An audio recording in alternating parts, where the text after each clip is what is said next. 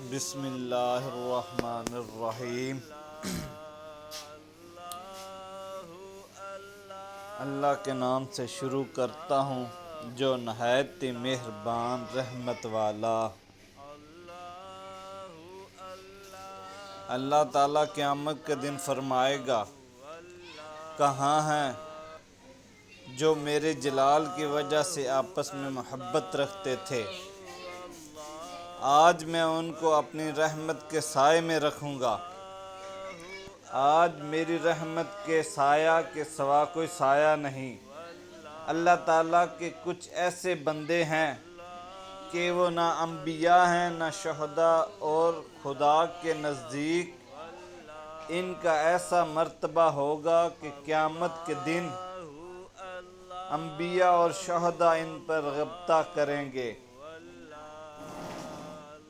لوگوں نے عرض کی، یا رسول اللہ صلی اللہ تعالیٰ علیہ وآلہ وسلم ارشاد فرمائیں،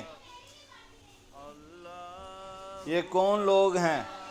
فرمایا، یہ وہ لوگ ہیں جو رحمت الہی کی وجہ سے آپس میں محبت رکھتے ہیں، نہ ان کے آپس میں رشتہ ہے نہ مال کا لینا دینا ہے۔ خدا کی قسم ان کے چہرے نور ہیں اور وہ خود نور پر ہیں۔ ان کو خوف نہیں جب لوگ خوف میں ہوں گے، اور نہ وہ غمگین ہوں گے جب دوسرے غم میں ہوں گے۔ اور حضور صلی اللہ تعالیٰ علیہ وآلہ وسلم نے یہ آیت پڑھی، الا ان اولیاء اللہ لا خوف علیہم ولا هم یحزنون۔ اس کا ترجمہ یہ ہے، سن لو، بے شک اللہ عز و جل کے اولیاء پر نہ خوف ہے نہ وہ غم کریں گے۔ رسول اللہ صلی اللہ تعالیٰ علیہ وآلہ وسلم نے فرمایا، تمہیں معلوم ہے اللہ عز و جل کے نزدیک سب سے زیادہ پسند کون سا عمل ہے؟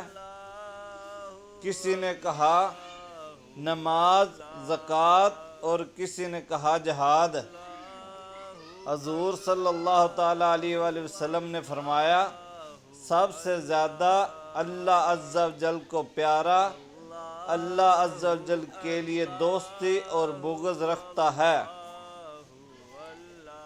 اللہ تعالیٰ ارشاد فرماتا ہے، جو لوگ میری وجہ سے آپس میں محبت رکھتے ہیں اور میری وجہ سے ایک دوسرے کے پاس بیٹھتے ہیں اور آپس میں ملتے جلتے ہیں اور مال خرچ کرتے ہیں، ان سے میری محبت واجب ہوگی۔